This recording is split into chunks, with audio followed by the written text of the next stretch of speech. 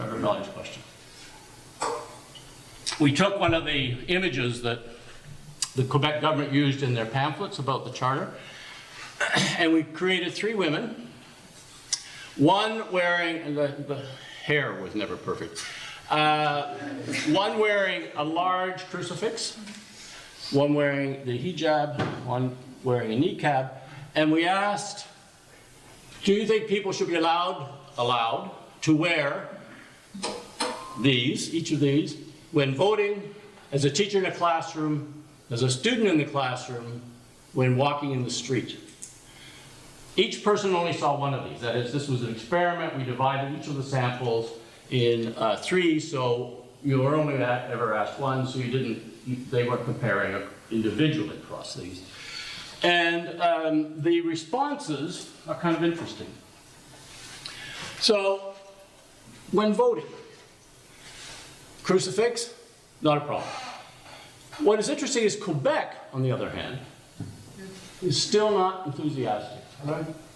Right. When voting, 60%, okay, but compare that to the US. A hijab, there the fall off, all 3 countries drop, but it's quite striking that at Quebec it drops even further, and the niqab, it drops in all countries. Interestingly, the US seems in this to be most comfortable, and Quebec drops to virtually 0. And you can just run down, as a teacher in a classroom, which had been an issue in Quebec, whether someone wearing religious symbols could be a teacher. You can see it falls in roughly the same patterns. As a student in the classroom, higher levels of support, but still the same gradient.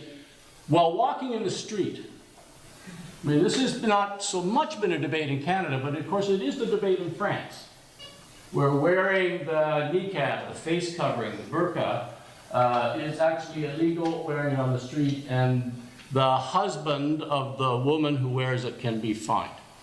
Well, not a big debate here, but you can see you can see it's clearly there are different cultures at work across certainly the Quebec and the other 2 parts.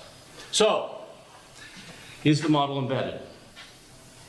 Well, clearly at the symbolic level, I'd say there's very strong support that shows up in other surveys compared to ours. At program levels, it's less embedded. I think on many of the dimensions I've been talking about, it's a permissiveness. There's a permissiveness in the attitudes, which is to say we may not be wildly enthusiastic. We're kind of sitting in the middle. None of those, the biggest group is actually in the neither category between support and anti. And policy and discourse in those areas differs a lot across countries. What is interesting is that the discourse differs more than the attitudes. It's really quite striking how close the attitudes in the rest of Canada and the US are, given the differences in discourse. So I think elites have a lot of play in some of these areas to define the discourse and define the policies. And the public attitudes are relatively permissive. They're not wildly enthusiastic, but they're not actually intensely opposed. And then there are strong constraints on some issues. Quebec on language, religious diversity, especially in Quebec, but perhaps more generally. And in these areas where these attitudes are fixed, then the media and party elites have a critical role in mobilizing those, as we saw in the Quebec case. So, what sort of I promise I'll finish in 2 minutes. What sort of politics follow from this? Is it like the welfare state? Is it like Medicare? Is this a symbol of Canadian identity like Medicare? Because often, they're put out there, right? And it's similar. How do we define ourselves? Oh, we're multicultural, we have Medicare, the Americans don't. Well, it's not quite like Medicare. Symbolically, very high, but I think the specificity, the embeddedness of the specifics is lower. I mean, Medicare, the organizational details can trigger strong responses, sort of paying at the doctor. That's a specific that triggers sort of anxiety. So, I think it's embedded, but it's not as deeply embedded. And in this, I think you get the same kind of politics because it's symbolically embedded. Politics of reform or by stealth. I'm really quite struck In a recent book published on multiculturalism in Canada, there's a paper by Yasmin Abou-Laban, a very good scholar on these issues at the University of Alberta, and she uses her title of the chapter is Reform by Stealth. In the late 80s and early 90s, the best analyst of changes in income security programs in this country in the welfare state, a guy by the name of Ken Battle, published a paper, Policy Reform by Stealth. We both use exactly the same term to describe the kind of incremental, quiet, under the table, carefully camouflaged sort of approach to change. I think we also have sensitive boundaries around religious diversity, and we're getting drift. I'm not going to talk about the politics of stealth. You've all seen that, the sorts of changes that have been made by the Conservatives, and the kind of incremental and quiet way they've been able to bring, I think, quite substantial change to elements of the model, and especially on the natural citizenship and naturalization sides. Sensitive boundaries. Here, I think we're talking about religious diversity. This is a sensitive boundary. And although the opposition or the feelings about it are much deeper in Quebec, we have had flashpoints around this sensitive boundary in other provinces, particularly the province I live in, Ontario. The proposal for mediation service based on Sharia law, you may remember the tense controversy over that.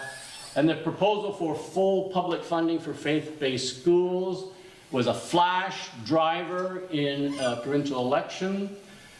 Clearly in Quebec, it's been an issue. Is it a threat to the model? I don't think we've resolved the question whether multiculturalism can incorporate religious diversity and whether we're moving to multiple models, one for the rest of Canada, one for Quebec. That, I think, is yet to be seen. But clearly, this is a sensitive boundary. That's the kind of boundary that emerges with an embedded policy system which changes slowly, but there are some of those boundaries move, and especially expansion on some of those boundaries gets tense. Drift, finally. Drift is a really big part of the story about path dependency of the welfare state. So you built your welfare state in the post-war period, and you locked yourself into a lot of programs, and now suddenly you've got a lot of fiscal constraint, not a lot of enthusiasm for the population to launch big new programs, but you got new problems emerging over here. You've got new social risks, new family forms, new forms of economic difficulty, people who have precarious employment prospects. And the welfare state is not really responding very effectively to them. The system drifts forward, and in a sense it's still there, but it's not functioning fully as one would hope a welfare state would do by incorporating new kinds of problems that emerge. And I think that we are in danger of seeing that pattern play out in this sector as well. This model was built for permanent residence. This model was built for people who were coming to this country and we assume were going to stay and become future citizens. These were just Canadians in waiting. And the multiculturalism model and the integration model worked, and I think works, better than many models for those types of newcomers. It does not work. It sits very awkwardly with temporary foreign workers. What is the position of temporary foreign workers in this model? Especially, sort of on the integration side, they're not eligible for many of the programs, but many of them probably need, some of them will need the kind of support, but can't get it. And excuse me.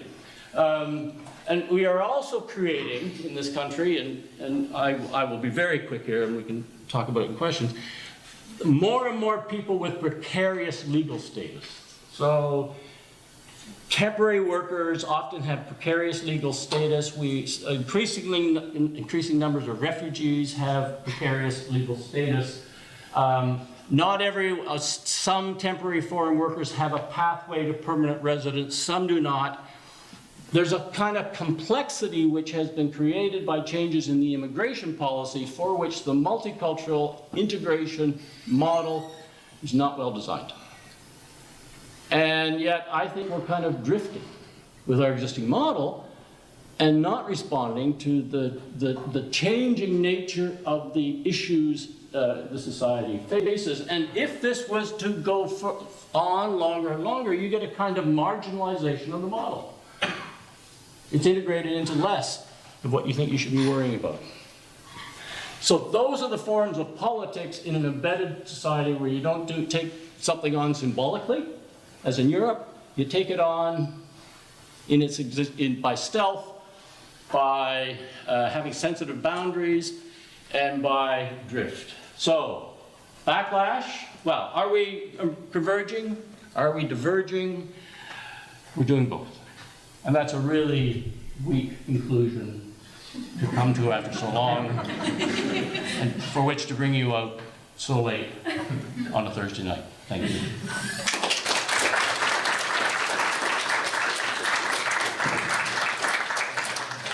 Thank you very much, Keith. I'm extremely grateful that we have two distinguished speakers who are going to provide some reflection and comments on this, Jean McRae and Avigail Eisenberg. Let me very briefly introduce them before they have 5 to 7 minutes, and then we go to open the floor to have your comments and observations. Jean McRae has been the executive director of the Intercultural Association of Greater Victoria for the last 18 years and has been working in the field for, since the early 1980s. She's also president of the Affiliation of Multicultural Societies and Service Agencies of BC and represents this organization at the federal level. And I should also add, you're a friend and supporter of UVic in your capacity of supporting our community engagement strategies. So welcome. And Avigail Eisenberg is a professor here in political science who, from a more theoretical perspective, has worked a lot on religious ethnic minorities in Canada. I would like to highlight her latest book, Oxford University Press, Reasons of Identity, where she addresses these issues that are at least somewhat related to what we just heard from a theoretical perspective in terms of recognition. We have 5 to 7 minutes. I think, Jean, we have you first in the program. All right. Oh, there you go. Okay. I don't think I need the microphone. I don't even know if it's running. So I just, in listening to Dr. Banting, the thing that kept coming to mind is that the dialogue that's going on a lot in the immigrant services sector. Of course, what our organization does is directly related to the integration part of the discussion. And what we're seeing very clearly in Canada is a very strong drift away from what might be characterized as nation building to what is really about responding to a labor market and economic approaches to immigration so that people become cogs in the economy as opposed to being citizens. And while that's not a complete transition, I think that we are well into a transition in terms of how Canada and how certainly the current government is conceptualizing immigration as we move forward. And what that's characterized, which was mentioned, is a move very much away from, well, even though the numbers have been relatively stable for immigrants coming in, permanent residents coming into the country year on year, they've never grown to the level that all the predictions suggest that it should be. So instead of being 2% of the population every year, it's more like 1% every year. But what has grown exponentially in recent years is the number of temporary workers in Canada. And those are those people who are in far more precarious situations coming in than a permanent resident is, both in terms of their rights in the labor market. I'm sure all of you are, can imagine some of that looks like in terms of their precariousness. So I just, that has been a huge issue in terms of the sort of relative proportion of dollars that go into the integration side or the integrative side of newcomers coming into the country versus the multiculturalism support in the country. I just heard today, actually, that the province of British Columbia has decided that there will be essentially no money going into multiculturalism except to support a committee, an advisory committee on multiculturalism, and to look at the Act.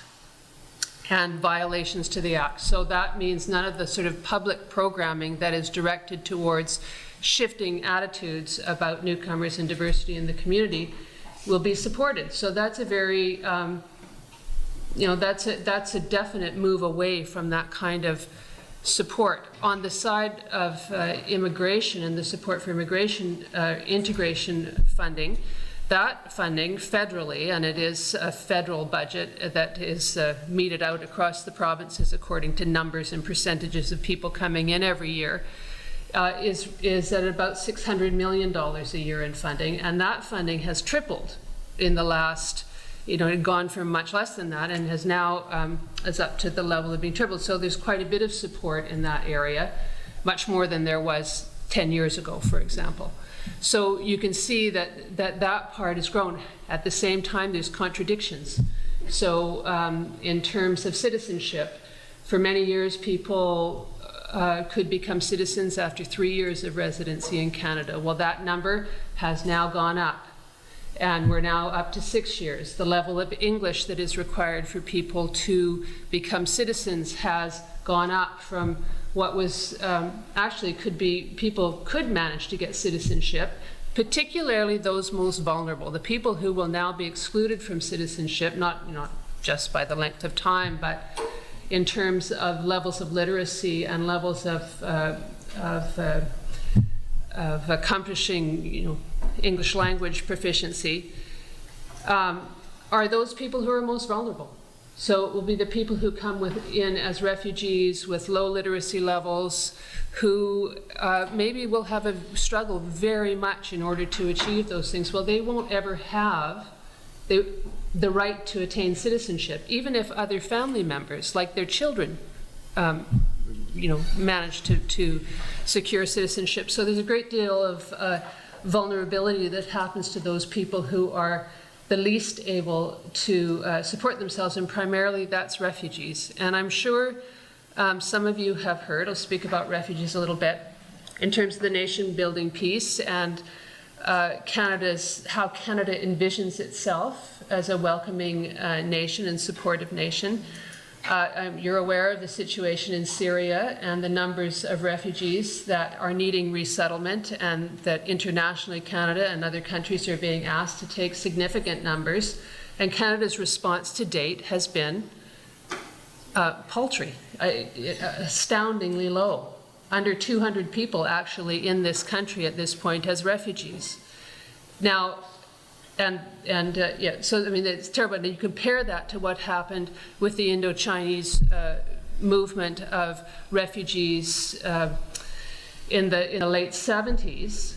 Well, 60,000 people came into this country, and Canada was very proud of of its support of those individuals who really needed support. And most of those people have moved to citizenship and are now part of our country and considered Canadians, and their children are considered Canadian or are Canadians. So, there's significant shift in terms of how we're thinking about immigration as a nation. I did want to respond a little bit to the question of multiculturalism and drift, and whether it's really addressing all, the new groups coming in. We had the Intercultural Association hosted Alden Habicon a couple of weeks ago. Alden works with the diversity office, I guess, of the University of British Columbia now. And he talks about multiculturalism 2.0, which is a very different beast than multiculturalism as it was originally conceptualized.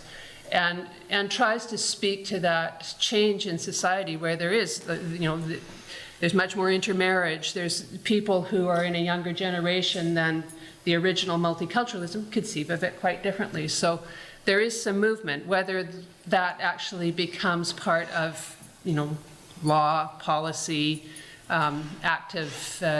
actively engaged within the community, we'll see. Yes. So I think that's probably my time. So thanks very much. Thanks for where's Keith? Thanks very much for that, for your for your presentation. It's really interesting. I had this afternoon I was reading a book, and it was very interesting how some of the things that you were talking about fit into. I was reading a book by Brian Barry this afternoon. Brian Barry's a political theorist who, a British political theorist who had an appointment both in Britain and Canada. He's known to be one of the leading critics of multiculturalism, and specifically from a liberal perspective. So this is the left liberal. In fact, if anybody takes a course on multiculturalism and there is the critic of multiculturalism from the liberal perspective, it will be Brian Barry that you'll probably read. So Barry, what I found fascinating is that Barry raises at the end of the book, a question that might surprise us in some way. He asks, in the year 2001, and I think the book was probably written before 9/11, how do we account for the great success of the multicultural cause? And at the time, multiculturalism, he says, is a widely successful idea and set of policies, and that scholars who promote multiculturalism, many of whom are Canadian, and he says that over and over in this book, have been courted by governments, agents of the state, scholars, and political actors of various sorts to come and travel all over the world to discuss the Canadian success story of multiculturalism. In fact, at the time, Barry notes that Will Kimlicka, who is your colleague at Queen's University, stated that in contrast to the chilly reception that multiculturalism receives in Canada, the chilly reception, audiences in other countries, including the US, Britain, Australia, the Netherlands, Spain, Italy, Austria, Latvia, and the Ukraine were genuinely interested in Canada's success in this area far more than Canadians were. So this is just to underline exactly what you've been saying, which I think is exactly correct, how there has been a shift. Now, what Barry argues at the time, and he's a political theorist like I am, and so not doing a lot of the statistical stuff, but what he argues is that the differences in attitudes about multiculturalism have less to do with differences in geography between Canada and Europe, and more to do with differences in social class. So what he says is that it's government bureaucrats and policymakers and academics and lawyers who are receptive to multiculturalism. So when scholars go around the world and they talk about multiculturalism, or they did, and it's widely and wildly received enthusiastically, it's received enthusiastically by the professional class. But voters, he cautioned, will not be as receptive. And he cites other people, including the British political theorist Sebastian Poulter, cautioning that any attempt, and none had really been made in 2001 in Europe, any attempt to move the matter of multiculturalism into the public and popular arena would be met with significant opposition. And that's actually precisely what we found, is that when it became an election issue in Belgium, when it became part of municipal elections or part of general public discourse, it became anti-multiculturalism sentiment came out. And this is true for Merkel's statement, which you quote at the beginning of your paper, which of course is a statement made in the context of a youth meeting to the Christian Democrats. And then Cameron also making his anti-multicultural statements in the context of a national security conference, so public conference. So the second that was there, the media grabbed it. And so there's a real history here, which I find, you just mentioned at the very end, which I find really interesting, about that's part of the policy process, whereby the path dependency of policies, the policies are created by elites, but the second it actually filters down into public discourse. And we saw that in Quebec so vividly. So a province with a very rich set of multicultural policies, that they want to call it interculturalism, fine, whatever. But a rich set of multicultural policies, once it becomes